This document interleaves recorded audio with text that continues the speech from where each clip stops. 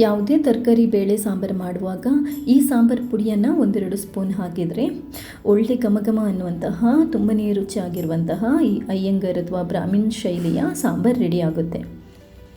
Hello ನಮಸ್ತೆ. ನನ್ನ ಇವತ್ತಿನ ವಿಡಿಯೋದಲ್ಲಿ ಸೂಪರ್ವಾಗಿ ಒಂದು ಸಾಂಬಾರು ಪುಡಿಯನ್ನು ಹೇಗೆ ಮಾಡೋದು ಅನ್ನೋದನ್ನು ಹೇಳ್ಕೊಡ್ತಾ ಇದ್ದೀನಿ.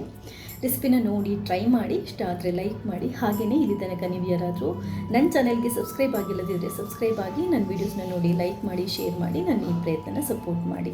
ಥ್ಯಾಂಕ್ಸ್ ಎಲ್ರಿಗೂ. ಈ ಸಾಂಬಾರು ಪುಡಿ ಮಾಡಲಿಕ್ಕೆ ನಮಗೆ 2 ಚಮಚದಷ್ಟು ಕೊತ್ತಂಬರಿ ಬೀಜ,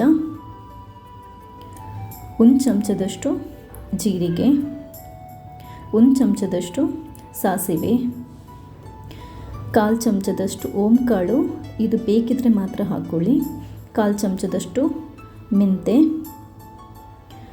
1 ಚಮಚದಷ್ಟು ಕಡಲೆಬೇಳೆ, 1 ಚಮಚದಷ್ಟು ತೊಗರಿಬೇಳೆ, 8ರಿಂದ 10 ಕಾಳುಮೆಣಸು, ಸ್ವಲ್ಪ ಕರಿಬೇವು,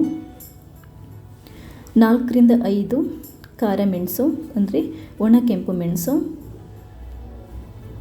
ಸ್ವಲ್ಪ ಕೊಬ್ಬರಿ, ಇಷ್ಟು ಬೇಕಾಗುತ್ತೆ. ಇದನ್ನ ಹಾಕ್ಕೊಂಡು ನಾವು ಲೈಟ್ ಉರಿಯಲ್ಲಿ ಅಥವಾ ಮೀಡಿಯಮ್ ಉರಿಯಲ್ಲಿ ಇದನ್ನ ಹುರಿದ್ಕೋಬೇಕಾಗುತ್ತೆ. ಮೀಡಿಯಮ್ ಉರಿಯಲ್ಲಿ ಇಟ್ಬಿಟ್ಟು ಹುರಿದ್ಕೊಳ್ಳಿ, ಯಾಕಂತಂದರೆ ಜಾಸ್ತಿ ಉರಿ ಇಟ್ಕೊಂಡ್ರೆ ಕರಟೋ ಚಾನ್ಸಸ್ ಇರುತ್ತೆ. ಕಡಲೆಬೇಳೆ ತೊಗರಿಬೇಳೆ ಕಲರ್ ಚೇಂಜ್ ಆದಾಗ ಸ್ವಲ್ಪ ಅಂದರೆ ಮಸಾಲೆ ಪದಾರ್ಥಗಳ ಘಮ ಹುರಿದಿರೋ ಪರಿಮಳ ಬಂದಾಗ ನೀವು ಸ್ಟವನ್ನು ಆಫ್ ಮಾಡಿ, ಆಫ್ ಮಾಡಿಬಿಟ್ಟು ಒಂದು ಸ್ವಲ್ಪ ತಣ್ಣಗಾಗಲಿಕ್ಕೆ ಬಿಟ್ಟಾದ ನಂತರ ಇದನ್ನ ನಾವೊಂದು ಮಿಕ್ಸರಿಗೆ ಹಾಕೋಬೇಕಾಗುತ್ತೆ.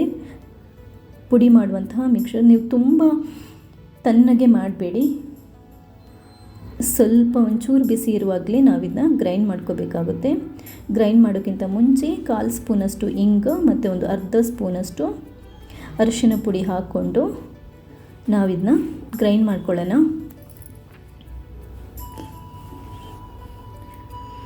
ಗ್ರೈಂಡ್ ಆಗಿದೆ, ಚೆನ್ನಾಗಿ ಪುಡಿ ಆಗಿದೆ ಮಸಾಲೆ ಪದಾರ್ಥಗಳೆಲ್ಲ.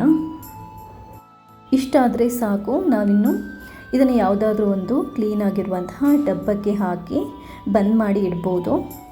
ನೀವು ರುಬ್ಬಿದ ತಕ್ಷಣ ಬಾಕ್ಸಿಗೆ ಅಥವಾ ಡಬ್ಬಕ್ಕೆ ಹಾಕೊಳ್ಳೋಕ್ಕೆ ಹೋಗಬೇಡಿ, ಯಾಕಂತಂದರೆ ಬಿಸಿಗೆ ತೇವ ಬಂದರೆ ಕೊನೆಗೆ ಬೇಗ ಹಾಳಾಗುತ್ತೆ ಸಾಂಬಾರು ಪುಡಿ.